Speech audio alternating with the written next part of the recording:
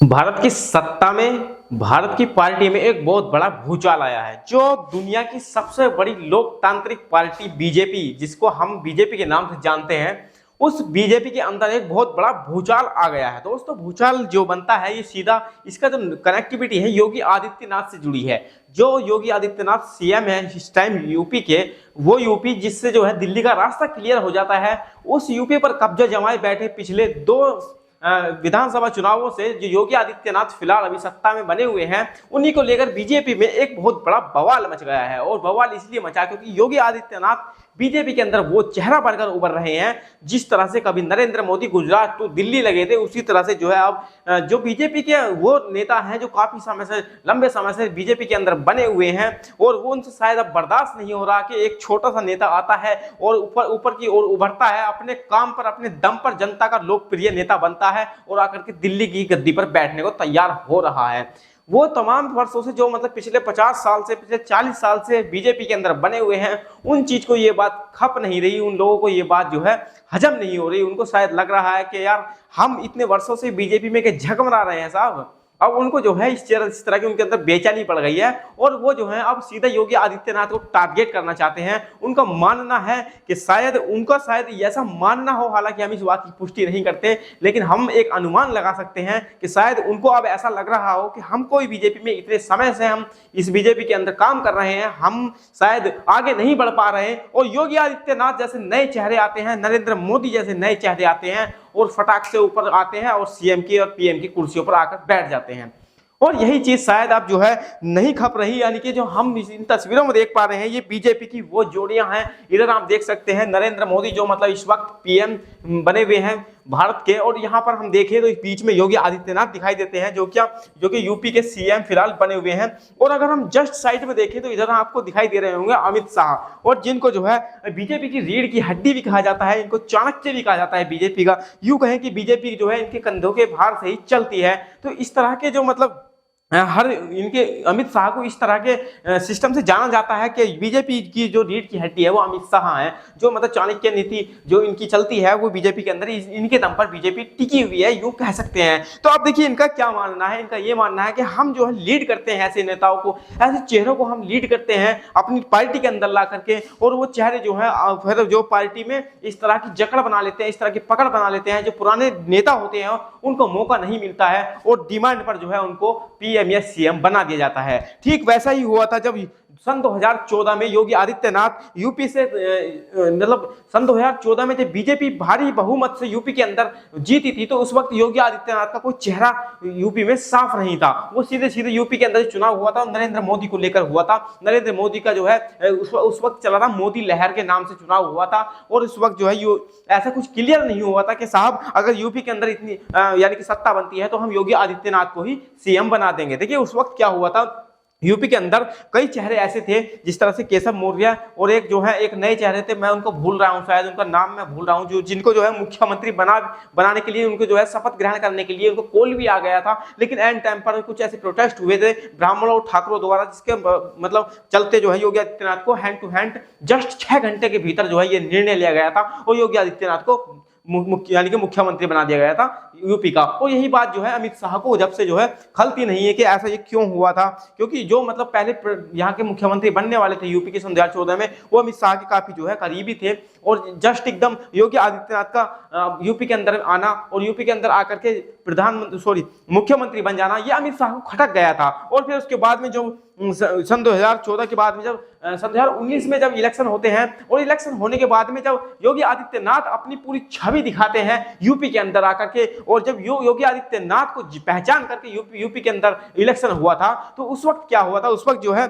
अगर मैं आपको बता दूं तो देखिए यूपी के अंदर हमारी जो मतलब लगभग सीटें हैं वो लगभग 80 सीटें निकलती हैं, और 80 में से 63 सीटों पर बाजी मार गए थे योगी आदित्यनाथ। और योगी आदित्यनाथ ने जो है इसमें जो बड़ी जीत हासिल की थी, यूं कहें कि पूर्ण बहुमत हासिल किया था, और फिर दूसरी बार ये यूपी के अंदर अपने जो है मुख्यमंत्री पद पर आ टिके थे। फिर अगर हम उसके बाद बात करें तो देखिए अगर हम इस ओर नजर डालें तो यहाँ पर आप केशव मौर्य को देख सकते हैं, जो कि पिछड़े दलित वर्ग से आते हैं, और इसमें जो है इन्होंने भी अपने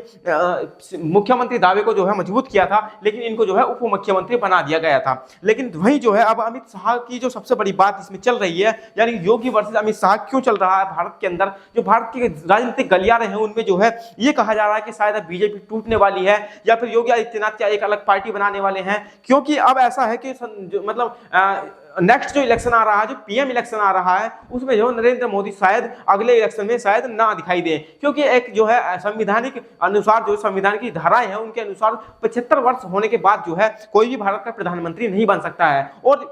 अब जो है प्रधानमंत्री नरेंद्र मोदी 75 वर्ष क्रॉस करने वाले हैं, तो इन चीजों को देखते हुए अब जो है प्रधानमंत्री के लिए एक नया चेहरा बीजेपी को देना होगा भारत के अंदर, और उसी को लेकर के अब सत्ता में या फिर बीजेपी में बहुत बड़ी बहस सी मची हुई है। और जिसमें अगर हम बात करें तो देखिए इसमें जो 4 नाम सबसे मुख्य पॉपुलर हैं, एक तो राजनाथ सिंह, और दूसरे नंबर पर अमित शाह, और तीसरे नंबर पर योगी आदित्यनाथ, और चौथे नंबर पर नितिन गडकरी। इन 4 नामों में से एक चूज करना होगा बीजेपी वालों को, और यही चीज जो है सबसे ज्यादा खलक रही है, क्योंकि बीजेपी की जो अपनी जो 4 नाम है ये तो बीजेपी की अंदर की बात है, लेकिन जो जनता की आवाज है, जो जनता चाहती है, तो जनता के मुंह पर शायद